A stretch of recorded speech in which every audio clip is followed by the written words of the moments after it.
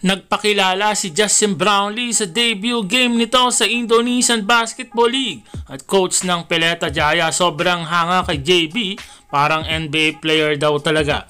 So nagpasiklab nga si Justin Brownlee sa unang game nito sa Indonesian Basketball League.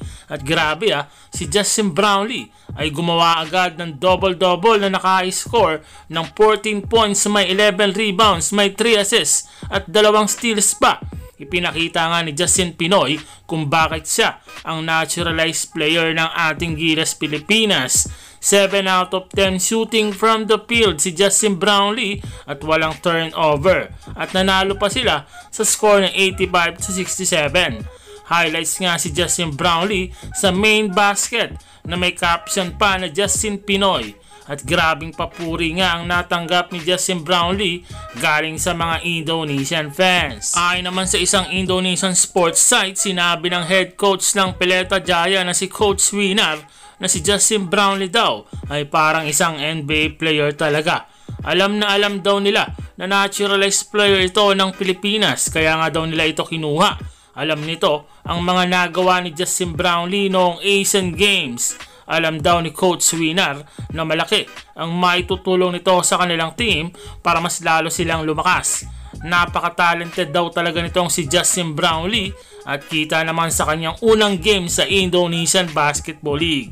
Kung papanoorin talaga natin ang galawan ni Justin Brownlee sa IBL ay masasabi talaga nating parang easy lang dito ang basketball.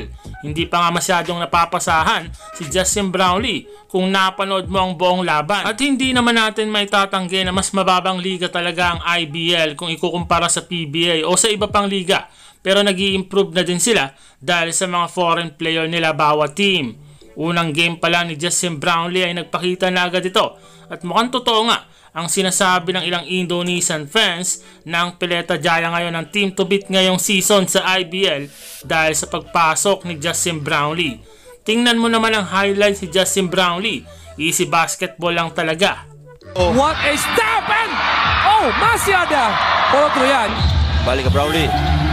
1-on-1. Lihat Zaguntara.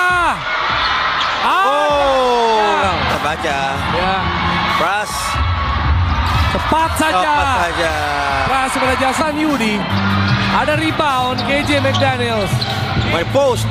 Cepat kita lihat. Masih dalam possession. 10 detik. Brownlee. Baik sekali. Bisa melihat. Sebuah dunk. Dua pemain di sana. Panostrum begitu cepat diberikan. Baca. Arigi kita lihat. Ada dunk.